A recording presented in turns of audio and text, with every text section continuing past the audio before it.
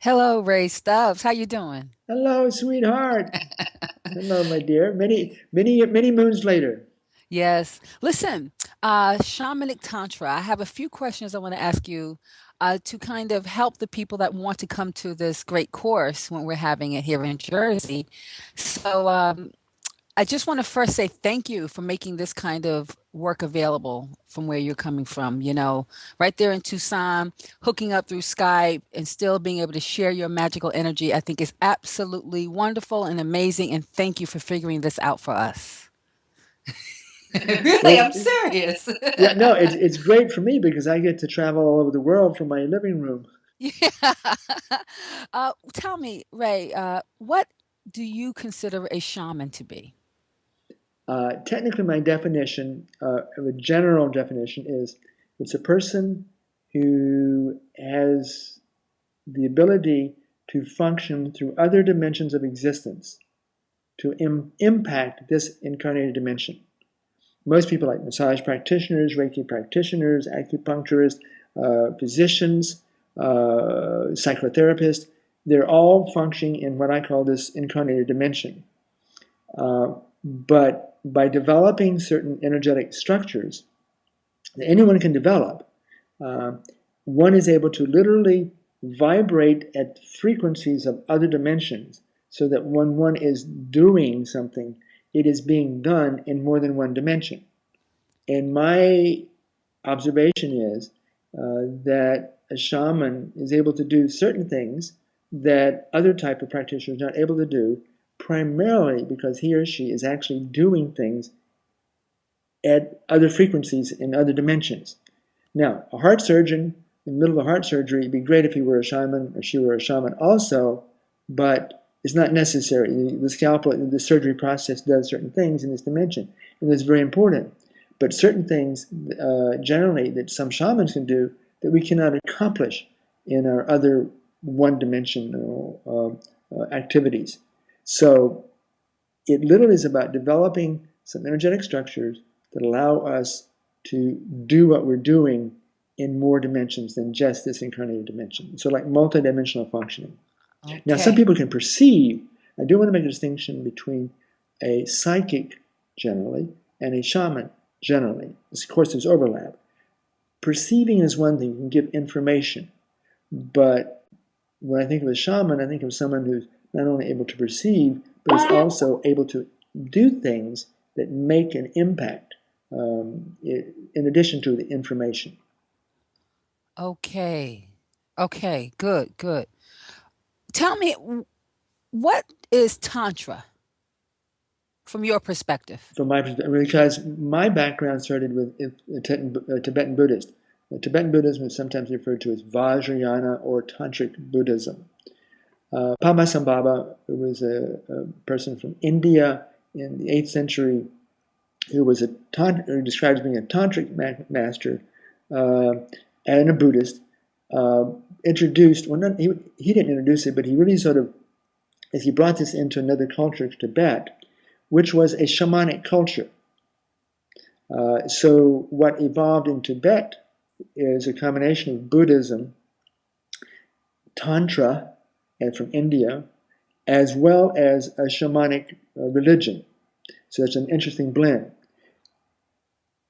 So that was actually my stepping into it. This was both through a tantric as well as a shamanic flavored type of Buddhism. For me, I think of Tantra as, in contrast it to asceticism and hedonism. In asceticism, the idea that the senses are, if you partake in the senses, enjoy the senses, that it will limit your spiritual growth. Maybe it's evil, or at least it is limiting. Hedonism is sort of like going fully into the sensory pleasures, indulgence in it. And just to I'm making some real simple conceptual contrast here right now to prove my point. I'm oversimplifying asceticism and hedonism, of course. For me, Tantra, especially as I stepped into it from this Tibetan Buddhist point of view, uh, was about learning to be mindful, to use that Buddhist term, very mindful, very conscious of the sensory experience. Not only do we observe our mind in meditation, but we also can observe our sensory experience. In my first primary experience with the Tibetan Lama was he would have us do different type of exercises and stretches, and then we would sit in quiet meditation and observe the energies that have been stimulated within us, especially if there's emotion. So for me, one way of thinking of Tantra is it's really a fine, keen, mindful awareness of what the sensations are. Now, most of us think in terms of taste, smell, touch, and so forth, in terms of the real physical matter sensations. But for me, in a shamanic point of view, you're being aware of the very subtle energies, of the subtle energy bodies also. So there's an awareness not only of the taste of the mango or the Haagen-Dazs coffee ice cream.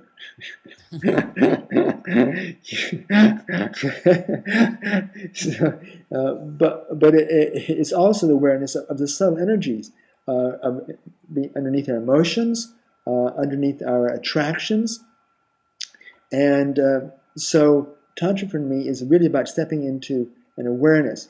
Now, the way it has evolved in the West is not necessarily the way it's come from India or Tibet. Our Western Tantra has been focusing much more on sexuality. And I've heard some discussion about the original Tantric perspectives from India also initially focused primarily on sexuality. But Tantra as a general philosophy is about how we embrace all of life. So the Western Neo-Tantra, or whatever term we want to call, really is particularly focused around sexuality. And so a lot of what's being taught now is approaching our sexuality in a mindful way of the sensations and approaching them ceremonially. And that's one of the distinctions compared to what we might call friction sex, which is much more commonly expressed. Now, these are all great oversimplifications. In fact, I was studying at the Tibetan Buddhist Institute and teaching and studying at the Institute of Advanced Study of Human Sexuality.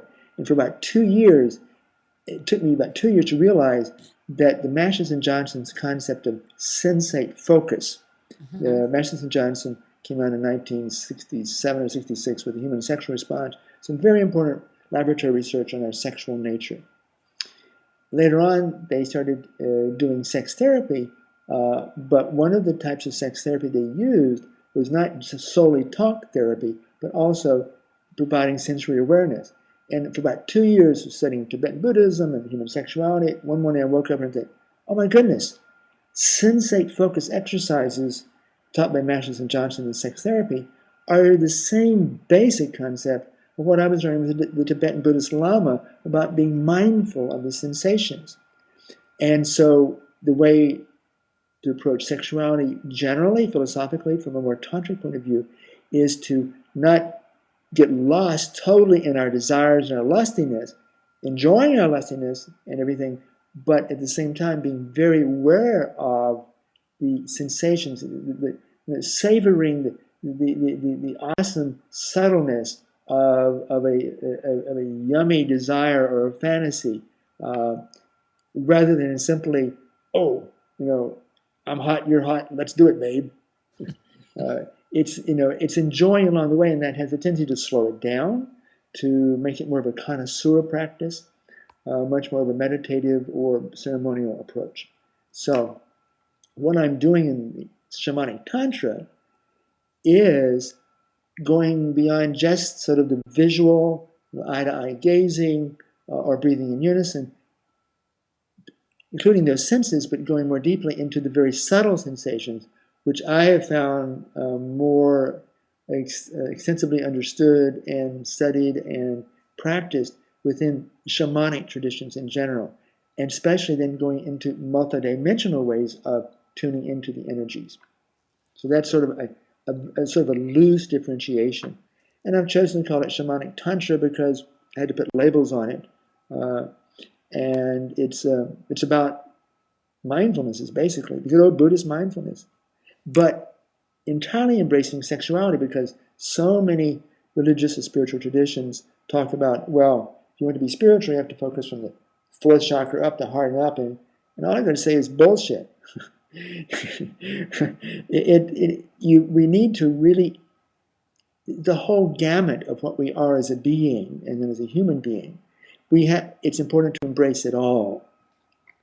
And so while we're focusing on how we can enhance our development within a shamanic approach to our sexuality, it's about embracing our sexuality very mindfully and with a great deal of consciousness.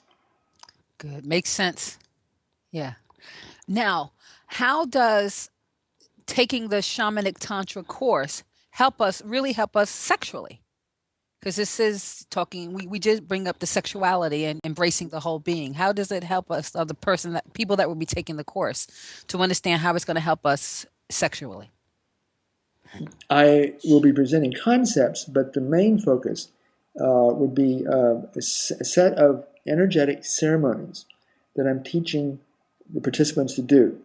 The first two parts we do in the class of each of these ceremonies are energetic meditations, whatever you want to call them. The third part is to make love where at least one or perhaps both partners have an orgasm, any kind of orgasm. Now that's done at home and not in the class. We don't need to do that in the class. So it's presenting a set of energetic ceremonies that people can practice in the class, and then with a lover, or if you're by yourself, you don't have a lover, you can do it with a crystal. It's not quite the same as another live person who's focusing with you mutually, but there are alternatives for people who do not currently have a sexual partner. And so I present those ceremonies. Now, what makes it different in some ways, I learn particularly from Native American medicine people, who we could call shamans, about what I refer to as merging. There are 5 different ways to merge energetically: radiate, expand, extend, resonate, and to be one with, to use quick language here. Literally what can happen is we can literally develop abilities to extend our energies across distance. So we do not stop at the surface of our skin from an energetic point of view. We have energies within, but we also have an energetic field around us. And we can develop our abilities to literally expand, extend our energies across distance, so that our subtle energies, literally are inside another person. Literally. I'm not talking about coitus now. I'm talking about subtle energies merging. When we do that with another person, there are many different possible effects. One is much more of a centering, being present, much more of relating to this other person as a whole being, not just a hot babe or a hot dude. And there's nothing wrong with being a hot babe and a hot dude. It's about appreciate energetically, sort of being aware this is a whole being who happens to be someone I'm really turned on to at this moment, for whatever reasons. And what seems to happen is that when people do have orgasms, people often report a greater intensification, a greater intensity in their orgasms. Now, one of the things I'll be talking about is there is more than just sexual orgasms. There are at least, we'll be focusing on the possibility of 4 different types of orgasm, which can be done in public without having intercourse, can even be done at distance if you develop some abilities. But the focus is not about having orgasms, but when we learn to merge energetically, literally do this, and we do develop some abilities to do that in the class, and for most people, that enhances the way we start to relate to each other. And our lovemaking could, as some people have reported, the lovemaking can change, the patterns may change. So that there are different ways that the range of what pleasure can be seems to get expanded. So that just lying beside a lover in bed, suddenly there might be an explosive. I mean, this is what some people have reported over time. Uh, it's going to be different for each person. I mean, but basically, it's in developing our abilities to merge energetically, to intensify energies, so that as we come into a interacted love-making, whatever that might be, with another person, it's usually more of a completeness and a greater intensity. That's the general outcome. But you got to do it. You know, I present the foundation for things you can use to do. Okay. You got to do your homework. Part three. Yes, I Yes. mean, I know that when I first time I had sex, when I was age 21, and how I made love 20 years later was there was a world of difference. Yes. Okay, this is one question I think that, especially the people that would want to come to my home and share and learn this with you. Sexual functioning. Okay, like people that may be experiencing orgasmic issues or physical functioning problems, like erection or, you know, premature ejaculation, Ray. Is this shamanic tantric experience something that you think could help people that are not able to control themselves or not feel as much? And because I work with a lot of women that have orgasmic issues, they can't even have an orgasm. And is you think that this process and learning these ceremonies can help with functioning problems or abilities? I have not looked at that at this point. Um, I have been many things in terms of an educational process rather than a therapeutic process. Um, so I really can't speak to that. I will say that one of the classes I teach related to this, called Path to Sexual Shaman Training, Uh-huh. um, there was one woman who took the class a couple years ago, and she said that because of some traumatic experiences in her life earlier, she was having difficulty having sexual orgasm while intercourse. But she says, but I do have these other experiences. It's what I would call a soul body orgasm. She's on a plane flight, she's walking around the house, and she has these soft expansions of just pleasure going through her. And I was and she didn't have those before she took the training. Now that's different than this course.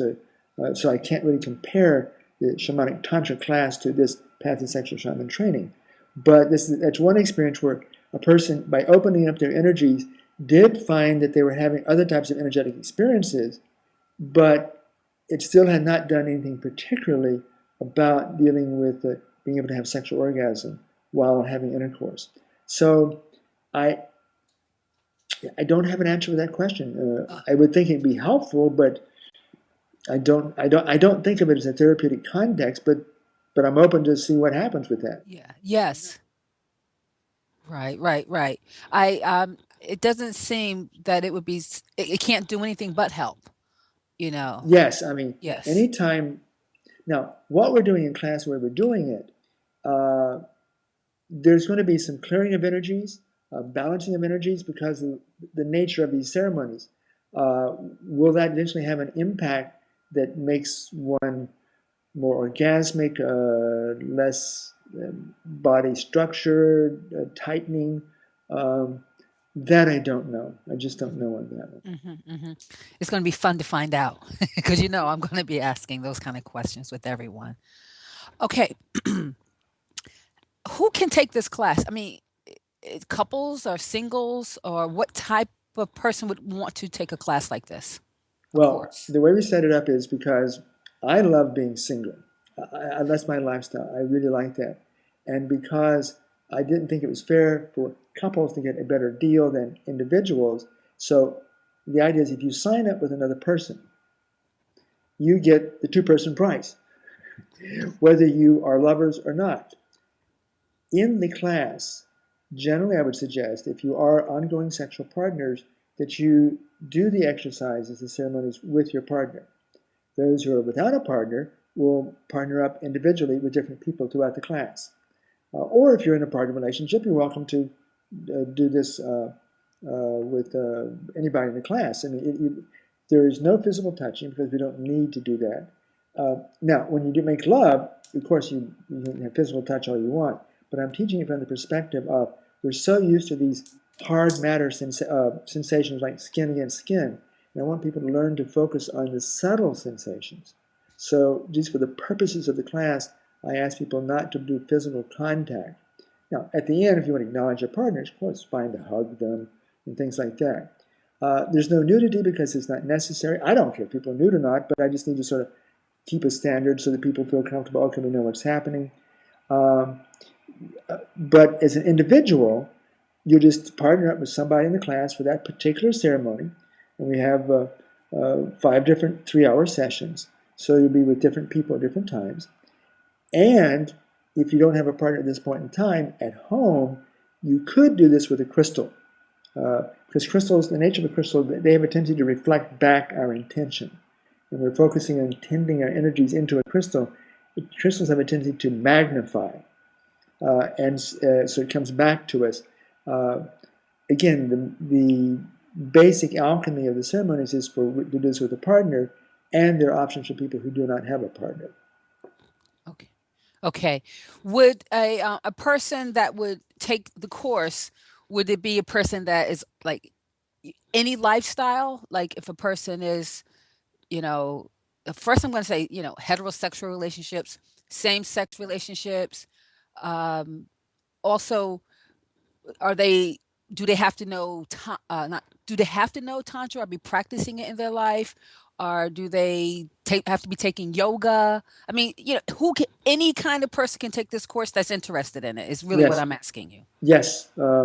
Um, any sexual orientation is totally fine. Um, any gender, and including transgender person, because you can do these same types of ceremonies or exercises with a tree. It's not quite the same. I mean, it's not the when I do these particular energetic ceremonies with someone.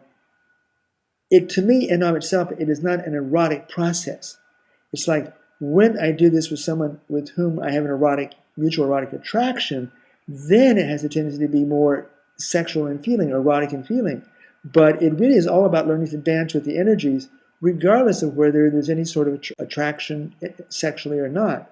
And learning to do this, I would recommend try it with trees. You can do it with your pets. I mean, it's a very. I mean, this idea of merging energetically with another being, I really saw primarily within the context of shamanism. And if you want to learn to be like a hawk, then you observe hawks, but you also merge with the hawk energetically when there's opportunity to be around a hawk. So in a sense, you sort of become one with the hawk energetically. That's how you begin to have a hawkness consciousness about you because you are energetically functioning as if you were a hawk. So from my point of view, it makes no difference with whom you're doing this. And like I said, any orientation, any gender, and there are more than 2 genders from my point of view. Right. And it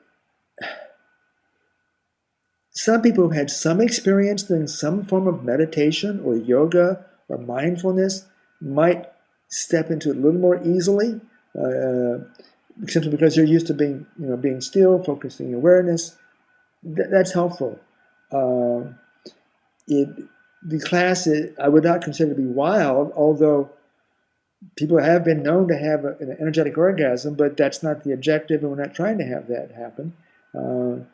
So it's for a wide range of people, just about any age. I'm assuming 18 or older, but it makes no difference. I'm 67, and I do this all the time. uh, in fact, we're doing it sort of right now. Yeah. I was wondering what that feeling was. It just happens naturally. I do it so much. Uh, Right. this idea of merging energetically. Right. So it just it's a very natural process.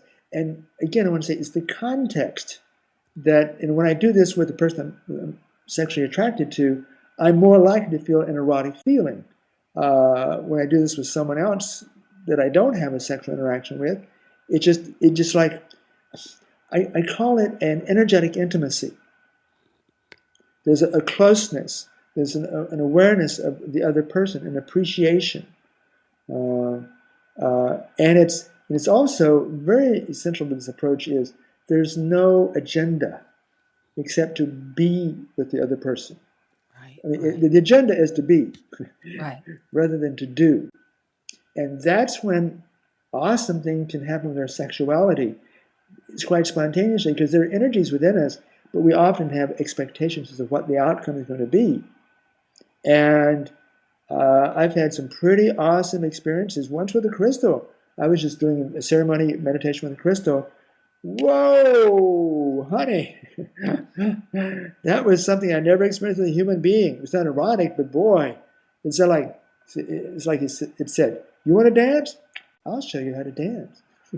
Well, it was quite an experience. What I really like about the concept of tantra and what you're teaching with the shamanic tantra is something I always say in my own groups is it's not just about sexuality as sensation just in the genitals. It's eroticizing the whole body, eroticizing our energy field. Also, this helps us in every aspect of our life, not just intercourse, or sex with another person. It is it is how I am connecting or merging with everything I'm choosing to do in my life. How would you say the course will help people in other areas of their lives? We're talking about it as the ceremonies and then doing the homework, merging with the making love with your partner or making love with yourself or the crystal. But how would after they take the course, do you see or can you envision a person applying this exercise in other aspects of their lives? Yes, because what I have done is I've taken what I've learned within shamanic context, some of that, and brought it into the forbidden zone around sexuality.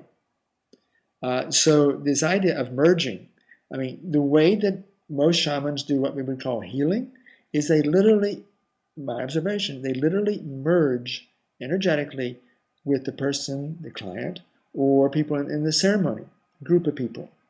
I mean, that is part of what is happening. I mean, that's how they do what they do.